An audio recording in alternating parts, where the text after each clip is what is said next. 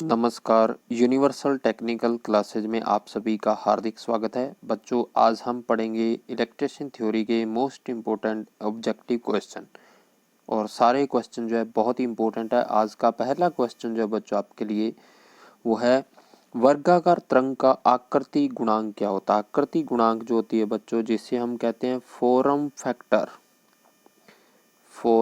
Factor आकृति गुणांक। और ये पूछा है स्क्वायर वेव का, वर्गाकार तरंग का जो है फॉर्म फैक्टर जो है बच्चों स्क्वायर वेव जो होती है बच्चों, इसमें हमें पता है इसका आरएमएस मान और एवरेज मान क्या होते हैं, समान होते हैं। ये बात ध्यान रखनी है। जो स्क्वायर वेव होती है उसका वर्ग माध्य, मूल मान और औसत मान क्या होते हैं बच्चों, समान होते हैं। तो इसका सही आंसर जो हो जाएगा वो क्या होगा बच्चों, इकाई। वर्गाकार तरंग का आकृति गुणांक फॉर्म फैक्टर जो है इकाई होता है। नेक्स्ट क्वेश्चन जो आप सभी के लिए, एक शुद्ध प्रतिरोधी टंगस्टन फिलामेंट बल्ब का शक्ति गुणांक है। ऑप्शन है 0 अग्रगामी, बी है 0 पश्चगामी और सी है 0.8, डी है 1। जल्दी से आंसर दीजिए। यहाँ पर आपको एक बात बता दूं बच्चों, जो अपने ये बात ध्यान रखनी, शुद्ध प्रतिरोधी परिपथ, जहाँ पे शुद्ध प्रतिरोधी परिपथ होगा वहाँ पर जो है शक्ति गुणांक जो होगा, पावर फैक्टर हमेशा इकाई होता है। पावर फैक्टर जो होती है जिसे हम लिखते हैं cos फाई से पावर फैक्टर, ये ध्यान रखना है। पावर फैक्टर जहाँ पे शुद्ध वर्ड होगा, शुद्ध प्रतिरोधी परिपथ, वहां पर क्या होगा, इकाई होगा। ये बात ध्यान रखनी है। क्लियर। और शक्ति गुणांक जो होती है cos फाई क्या होता है बच्चों, किलोवाट बटे केवीए, वास्तविक शक्ति बटे आभासी शक्ति। और कुछ जगह पे cos फाई को बच्चों लिखा जाता है R/Z, यानी कि प्रतिरोध अपॉन प्रतिबाधा। ये बात ध्यान रखनी है। क्लियर। नेक्स्ट हम चलें नेक्स्ट क्वेश्चन की ओर। निम्न में से सत्य है। ऑप्शन ए है y बराबर z, i बराबर v बटे y, सी है i बराबर वी वाई और टी है v बराबर आई वाई। इसमें से आपको सत्य बताना।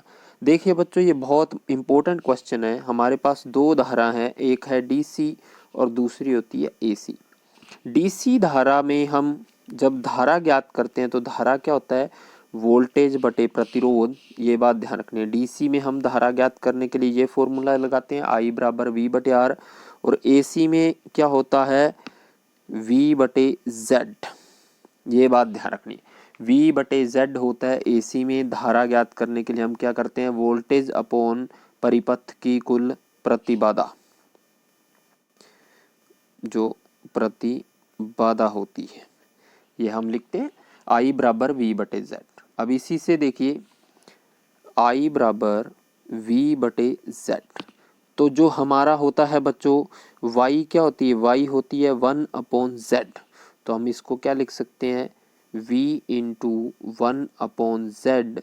तो I बराबर क्या हो जाएगा, VY।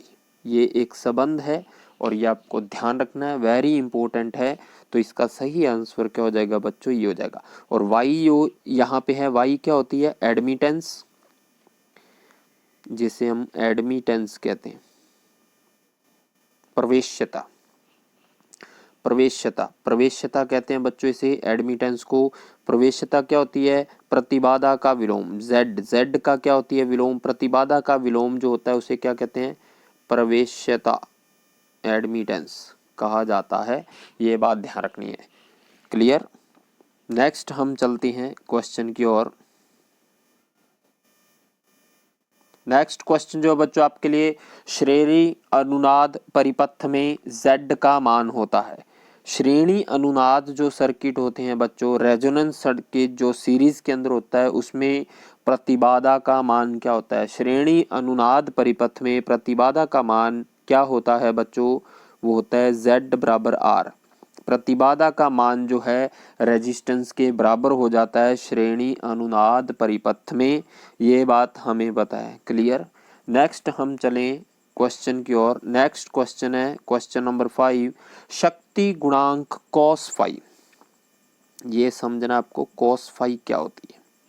cos फाई हमने पीछे पढ़ा था, किलोवाट बटे केवीए भी लिख सकते हम, किलोवाट बटे केवीए, वास्तविक शक्ति बटे आभासी शक्ति। दूसरा cos फाई होता है बच्चों R बटे Z, ये भी ध्यान रखना है। और यहाँ से cos फाई पूछा गया है, तो यहाँ पर आपको जो cos फाई पूछा गया है उसके संबंध में हम बात करें तो cos फाई जो होगा यहाँ पर वो हो जाएगा बच्चों, क्या हो जाएगा, G बटे वाई, G बटे वाई। G जो है यहाँ पे बच्चों, G क्या है यहाँ पे, ये जो G है ये है कंडक्टेंस, कंडक्टेंस है बच्चों, चालकत्व, ये है चालकत्व है, कंडक्टेंस, ये बात ध्यान रखनी है। तो इसका सही आंसर हो जाएगा G upon y, cos phi.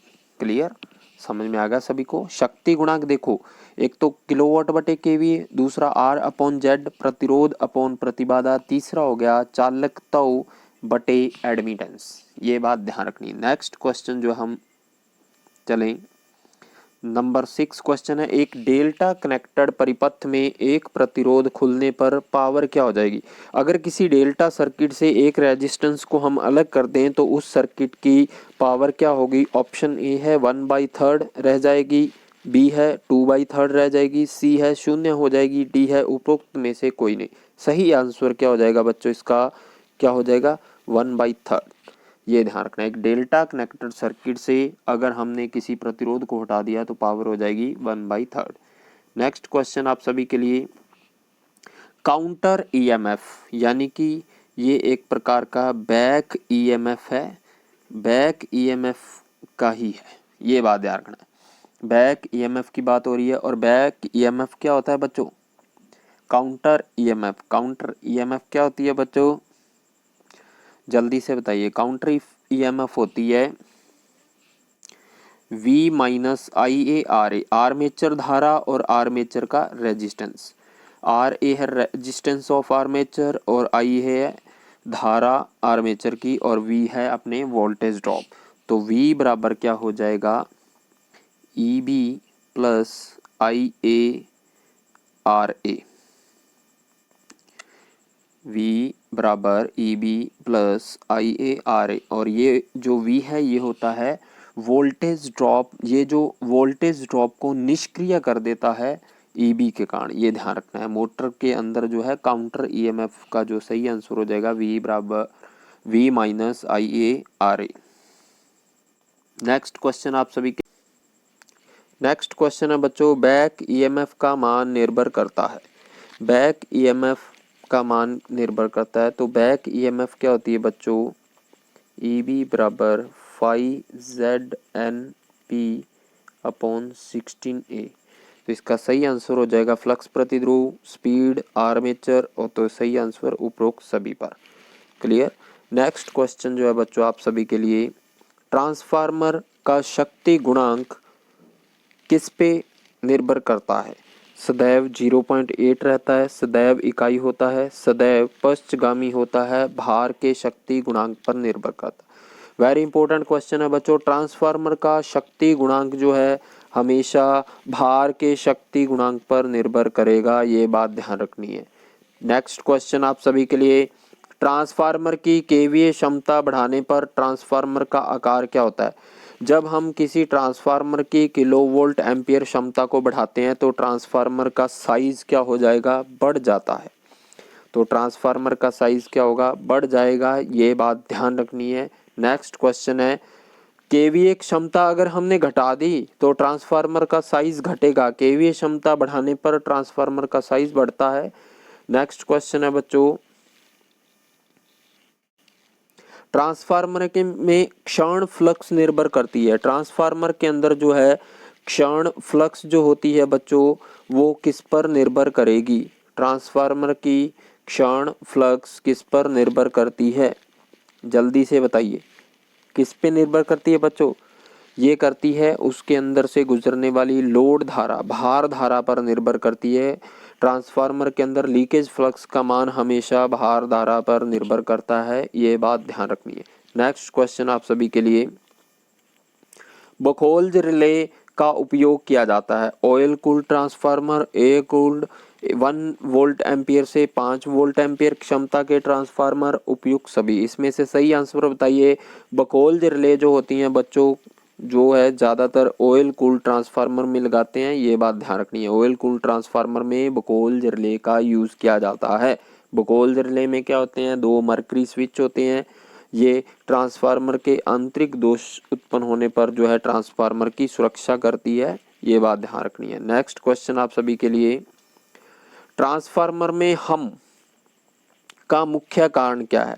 Humming दोष। हमिंग, ट्रांसफार्मर में एक गूंज की आवाज आती है, इसका कारण पूछा गया है। और ट्रांसफार्मर में हम नॉइज जो होती है, हम नॉइज, एक आवाज आती है गूंज की, और ये होती है मैग्नेटोस्ट्रिक्शन के कारण। मैग्नेटोस्ट्रिक्शन के कारण जो है हमिंग नॉइज उत्पन्न होता है ट्रांसफार्मरों के अंदर। नेक्स्ट क्वेश्चन आप सभी के लिए बच्चों, ट्रांसफार्मर के द्वितीयक वाइंडिंग के अंदर प्रेरित वोल्टता फ्लक्स से क्या होगी? ट्रांसफार्मर की द्वितीयक वाइंडिंग में प्रेरित वोल्टता जो है फ्लक्स से क्या होगी? 45 डिग्री अग्रगामी, 45 डिग्री पश्चगामी, 90 डिग्री अग्रगामी, 90 डिग्री पश्चगामी। तो इसका सही आंसर क्या हो जाएगा बच्चों? 90 डिग्री अग्रगामी। ये बात ध्यान रखना, इसका सही आंसर जो है सी, 90 डिग्री अग्रगामी। ये बात ध्यान रखनी। नेक्स्ट क्वेश्चन आप सभी के लिए, ट्रांसफार्मर की ध्रुवता किसके द्वारा ज्ञात की जा सकती है? इसमें से आपको बताना है किस परीक्षण द्वारा हम ट्रांसफार्मर की पोलैरिटी, ध्रुवता का मतलब है उसकी पोलैरिटी चेक कर सकते हैं। किसके द्वारा चेक कर सकते हैं? ऑप्शन है बैक टू बैक परीक्षण, शॉर्ट सर्किट परीक्षण, ओपन सर्किट और फेजिंग आउट। किसके द्वारा चेक करेंगे बच्चों? सही से बताइए, किसके द्वारा होगी ट्रांसफार्मर की? ये होगी फेजिंग आउट परीक्षण। इससे हम पोलैरिटी चेक कर सकते हैं बच्चों, ट्रांसफार्मर की पोलैरिटी। बैक टू बैक परीक्षण से हम लोहा हानियां और ताम्र हानियां दोनों ज्ञात कर सकते हैं। और जो शॉर्ट सर्किट परीक्षण होता है, इससे क्या ज्ञात करते हैं हम? ताम्र हानियां। और ओपन सर्किट परीक्षण से क्या होती हैं बच्चों? लोहा हानियां ज्ञात की जाती हैं। ये बात ध्यान रखनी है। फेजिंग आउट परीक्षण जो है, इससे जो है हम चेक कर सकते हैं। संपनर टेस्ट जो है बैक टू बैक परीक्षण के प्रकार का ही है, ये बात ध्यान रखनी है। लोहा हानि और ताम्र हानियां ज्ञात कर सकते हैं, ये बात ध्यान रखनी। नेक्स्ट क्वेश्चन जो आपने, भारत में प्रयुक्त सबसे बड़े आकार के अल्टरनेटर की क्षमता है? भारत के अंदर जो सबसे बड़ा अल्टरनेटर यूज किया था, उसकी क्षमता कितनी है? 500 मेगावाट। 500 मेगावाट तक के जो है अल्टरनेटर भारत में यूज किए जाते हैं। नेक्स्ट क्वेश्चन आप सभी के लिए, कॉगिंग का अर्थ है? कॉगिंग, कॉगिंग जो है बच्चों, उसका अर्थ पूछा गया यहाँ पे। कॉगिंग जो होती है ये अपने प्रेरण मोटरों के अंदर होती है। और कॉगिंग जो होती है, इसका सही आंसर क्या होगा? कॉगिंग के अंदर क्या होता है? मोटर शून्य भार पर मोटर नहीं चलती। सही आंसर है शून्य भार पर मोटर का न चलना। और कॉगिंग से बचने के लिए क्या किया जाता है बच्चों? कॉगिंग से बचने के लिए जो खांचे होते हैं, उन्हें क्या करते हैं? तिरछा रखा जाता है। खांचों को तिरछा रखा जाता है, ये बात ध्यान रखनी है। कॉगिंग से बचने के लिए रोटर के स्लॉट्स जो होते हैं उन्हें तिरछा रखा जाता है, ये बात ध्यान रखनी है। नेक्स्ट क्वेश्चन आप सभी के लिए बहुत ही अच्छे क्वेश्चन है। इंडक्शन मोटर में टॉर्क अपॉन स्लिप वक्र का आकार कैसा होता है? टॉर्क अब और स्लिप का जो वक्र होता है, उसका आकार कैसा होता है? हाइपरबोला, पैराबोला, सीधी रेखा, आयताकार, पैराबोला। तो इसका सही आंसर जो होगा वो होगा आयताकार पैराबोला, ये बात ध्यान रखनी है। क्लियर। नेक्स्ट क्वेश्चन जो आप सभी के लिए बच्चों, वो है मोटर की उच्चतम बल अघूर्ण निर्भर करती है। मोटर का जो बल अघूर्ण का मतलब है बच्चों यहाँ पे टॉर्क, मोटर का जो है टॉर्क किस पर निर्भर करता है? स्टेटर प्रतिरोध पर, रोटर परिपथ के प्रतिरोध पर, सप्लाई वोल्टेज पर, उपरोक्त सभी पर। इसका सही आंसर क्या हो जाएगा बच्चों?